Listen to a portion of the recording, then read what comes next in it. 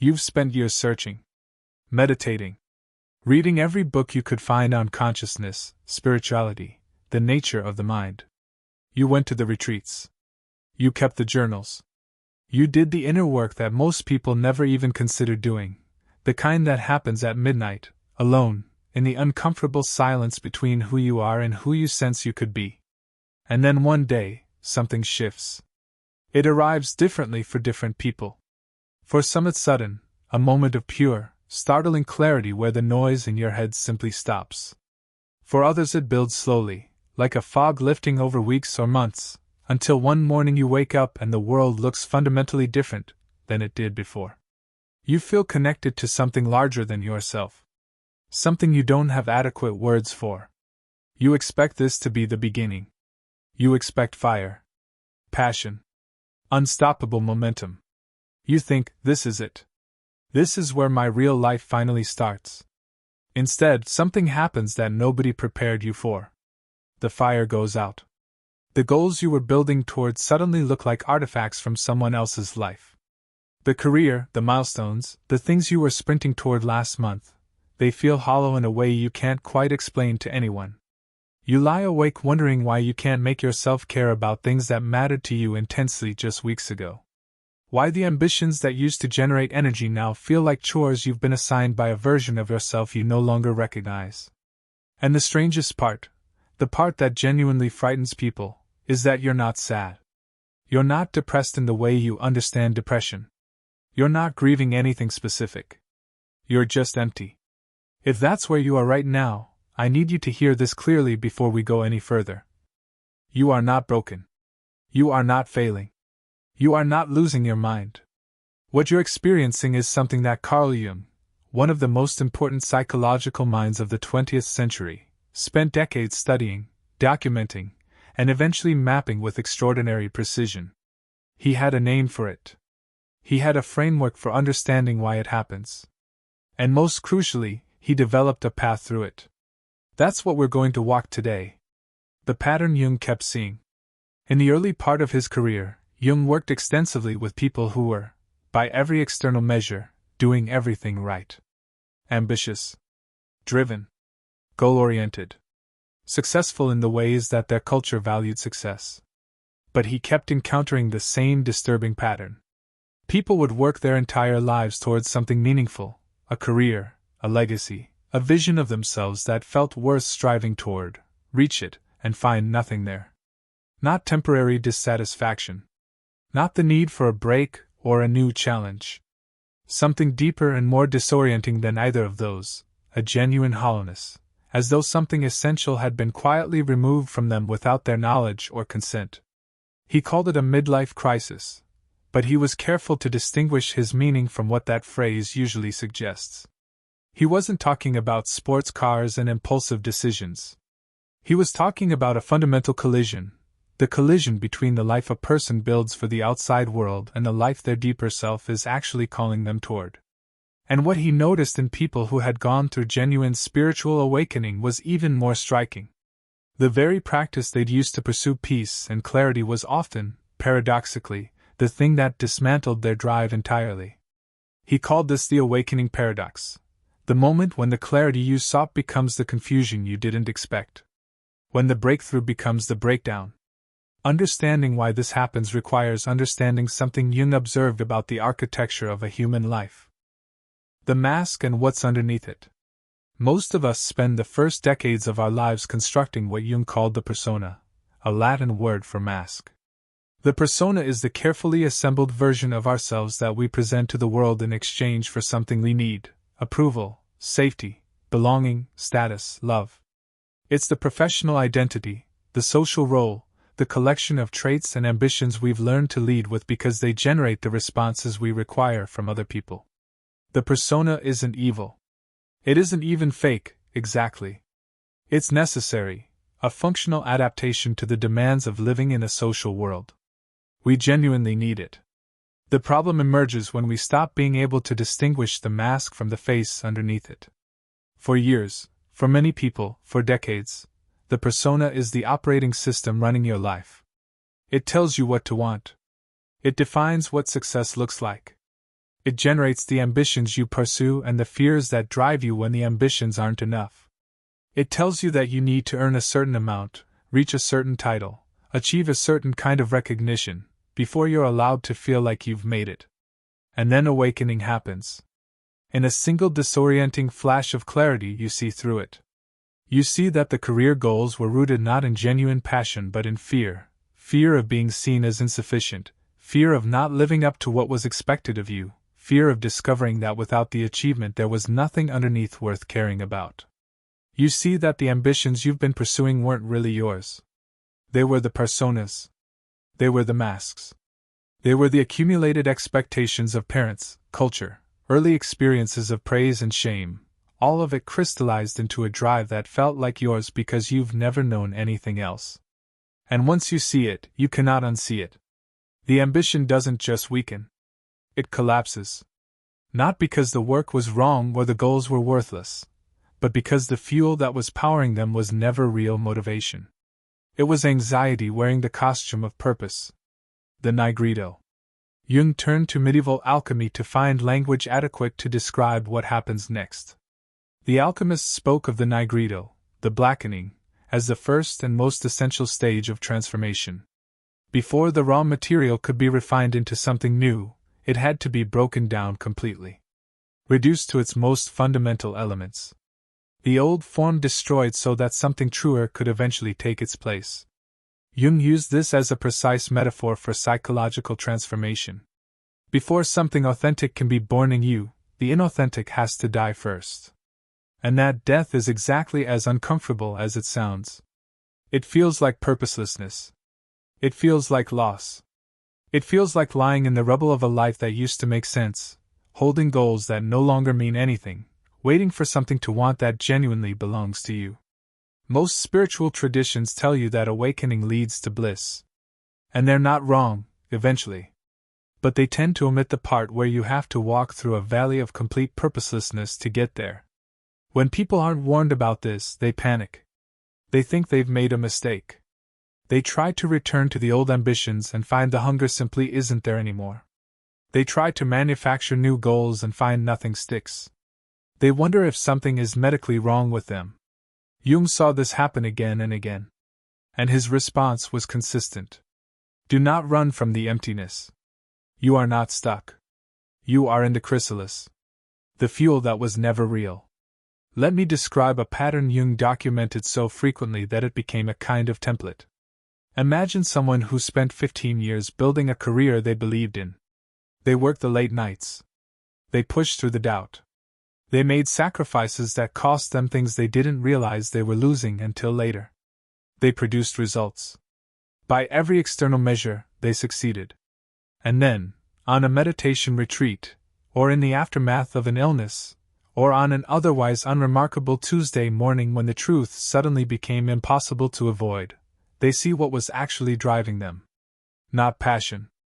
Not purpose. Fear. Fear of being seen as a failure. Fear of confirming their parents' worst doubts about them. Fear of ending up like the people they grew up trying to escape. And perhaps the most corrosive fear of all, the fear that if they stopped achieving, they would discover there was nothing underneath all the achievement worth caring about. Once they see this, the ambition doesn't fade gradually. It collapses all at once. Jung called this purpose poisoning, one of the most widespread and least recognized forms of psychological suffering in modern life. We spend years, sometimes entire lifetimes, chasing things we believe we want, when what we actually want is to feel safe, seen, and worthy. And when we finally see the substitution clearly, the chase stops making any sense at all. Here is what Jung was clear about, though: this is not a tragedy. It is a liberation, even when it feels like neither. The self beneath the persona. Underneath the fear-driven ambition. Underneath the persona-driven goals. Underneath everything the ego constructed to feel safe in the world. There is something else. Jung called it the self, deliberately capitalized to distinguish it from the smaller ego self, the social identity assembled through years of external feedback. The self is the authentic core. The deeper intelligence that existed before the world started telling you who to be, what to want, and what counted as success. And the self has desires too. But they feel completely different from the ego's desires.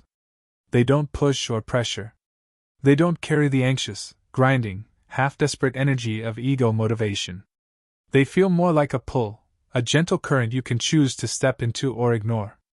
The person who spent 15 years in a fear-driven career eventually discovers, in the quiet that follows its collapse, that they genuinely love mentoring younger people. Not because it builds their brand. Not because it looks impressive.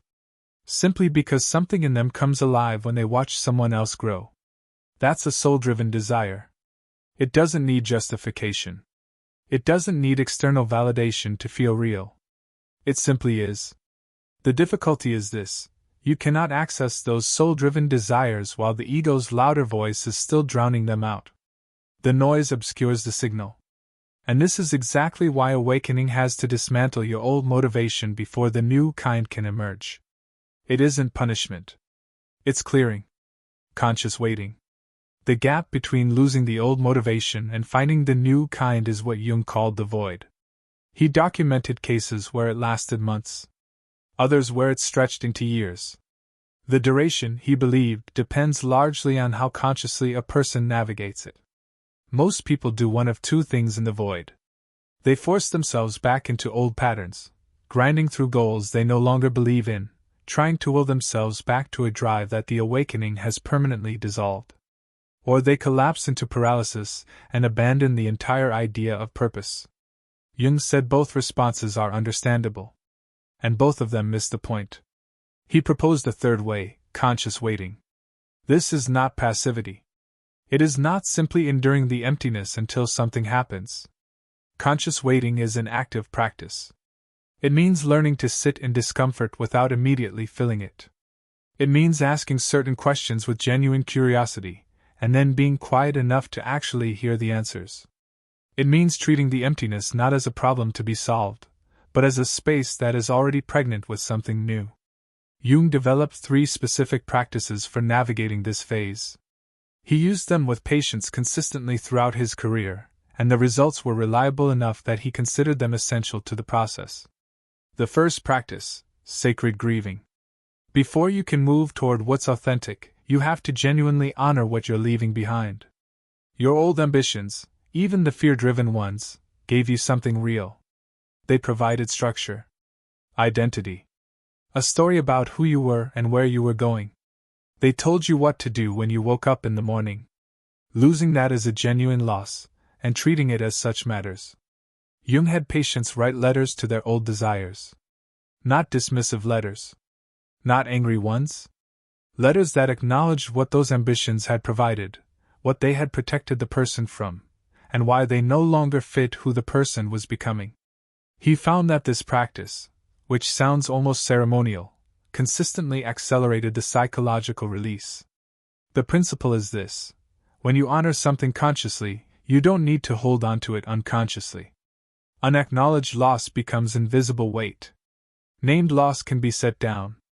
Try it yourself. Think of one goal or ambition you've been carrying that no longer feels true to you. Instead of simply letting it drift into the background, write it a letter. Thank it for what it gave you. Be honest about what it was really protecting you from. And then release it clearly, deliberately, with full acknowledgement of what the release costs. The grief that follows is not a setback. It's the clearing beginning. The second practice: active imagination. This is not visualization. It is not manifesting. It is something more specific, and more interesting, than either. Active imagination is the practice of entering into genuine dialogue with the unconscious parts of yourself. Not the planning mind, not the analytical mind, but the deeper intelligence that communicates through images, impulses, fragments, and feelings that arrive without being summoned. Jung's instructions were deliberately simple. Sit quietly. Set an intention. Ask one question, and then wait for whatever comes, without forcing it, without editing it, without immediately asking whether it makes practical sense. The question he recommended was this: what wants to be born through me? Not, what should I do with my life? Not, what will make me successful? Not, what will other people respect? Just, what wants to be born through me? Write down whatever surfaces. Without judgment. Without editing. Without asking whether it's practical or sensible or impressive. Simply receive it and record it. The results Jung documented from this practice were consistently surprising to the people who did it. A corporate attorney who kept seeing images of herself building furniture with her hands. A retired soldier drawn, inexplicably, toward painting. A technology executive who discovered a hunger to teach mathematics to children in underserved communities. None of these made immediate logical sense. But all of them, when followed with curiosity rather than judgment, led somewhere authentic, somewhere that felt, in the person's own words, like remembering something they had always known. The third practice, symbolic living. This is the hardest of the three to explain, and possibly the most powerful. Symbolic living means reorganizing your choices around what genuinely calls to you rather than what strategically advances you. It means following fascination instead of obligation. Choosing resonance over resume.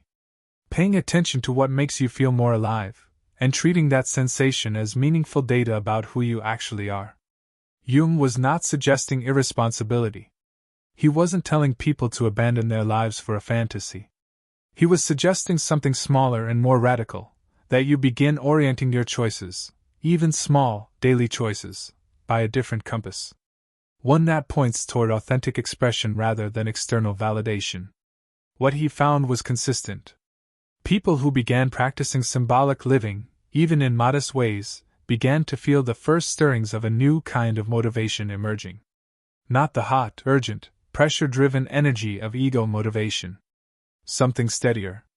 Something that came from inside rather than from the fear of what would happen if they stopped. What the new motivation actually feels like.